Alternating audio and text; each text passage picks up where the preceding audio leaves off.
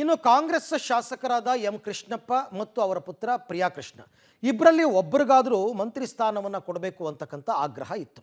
ಆದರೆ ಈ ಬಾರಿ ಇಬ್ಬರಿಗೂ ಕೂಡ ಮಂತ್ರಿ ಸ್ಥಾನ ಸಿಕ್ಕಿಲ್ಲ.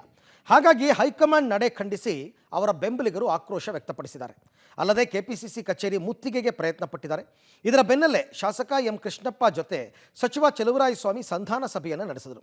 ಬಳಿಕ ಮಾತನಾಡಿದ ಕೃಷ್ಣಪ್ಪ, ನನಗೆ ಗೊತ್ತಿಲ್ಲದೆ ಅಭಿಮಾನಿಗಳು ಪ್ರತಿಭಟನೆಯನ್ನು ಮಾಡಿದ್ದಾರೆ, ಅವ್ರು ಹೇಳ್ತೀನಿ ನಾನು ಅಂತ ಹೇಳಿದರು.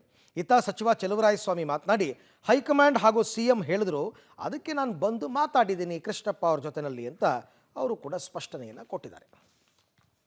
ಇಲ್ಲ, ಅದು ನಾನು ಹೇಳದ್ ಕೇಳಿ ಅದು ನಮ್ಮ ಆಬ್ಸೆನ್ಸ್ ಅಲ್ಲಿ ಅವರು ತೀರ್ಮಾನ ತಗೊಂಡು ಮಾಡಿರೋದು. ಕಾರ್ಯಕರ್ತರು ಅವರು ನಮ್ಮನ್ನೇನು ಕೇಳಿ ಏನು ಮಾಡಿದ್ದಲ್ಲ, ಅದು ಅವ್ರ ಪಾಟಿಗೆ ಅವ್ರು ಏನೋ ಮಾಡಿದ್ದಾರೆ. ಅವ್ರಿಗೆಲ್ಲ ನಾನು ಮಾತಾಡ್ತೀನಿ, ಬಂದಿದ್ದೀನಿ ಮಾತಾಡ್ತೀನಿ.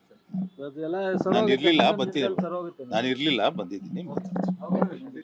ಇಲ್ಲ, ಅದು ನಾನು ಹೇಳದ್ ಕೇಳಿ ಅದು ನಮ್ಮ ಆಬ್ಸೆನ್ಸ್ ಅಲ್ಲಿ ಅವರು ತೀರ್ಮಾನ ತಗೊಂಡು ಮಾಡಿರೋದು. ಕಾರ್ಯಕರ್ತರು ಅವರು ನಮ್ಮನ್ನೇನು ಕೇಳಿ ಏನು ಮಾಡಿದ್ದಲ್ಲ, ಅದು ಅವ್ರ ಪಾಟಿಗೆ ಅವ್ರು ಏನೋ ಮಾಡಿದ್ದಾರೆ. ಅವ್ರಿಗೆಲ್ಲ ನಾನು ಮಾತಾಡ್ತೀನಿ, ಬಂದಿದ್ದೀನಿ. ಅಣ್ಣವ್ರು ಒಂದು ಸ್ವಲ್ಪ ನೆನ್ನೆ ಅಸಮಾಧಾನವಾಗಿದ್ದಾರೆ ಅಂತ ಗೊತ್ತಾಯ್ತಲ್ಲ, ಮಾತಾಡ್ಸೋಗೋಣ ಅಂತ ಬಂದೆ. ಮೊನ್ನೆ AICC ಇಂದನೂ ಹೇಳಿದರು, ಬಾಲು, ನಾನು, ಉದಯ್ ಅವರು ಅಣ್ಣವ್ರ ಜೊತೆ ಮಾತಾಡಿ, ಮೊನ್ನೆ ಮುಖ್ಯಮಂತ್ರಿಗಳು ರಾತ್ರಿ ಕರ್ಸ್ಕೊಂಡು ಮಾತಾಡಿದರು.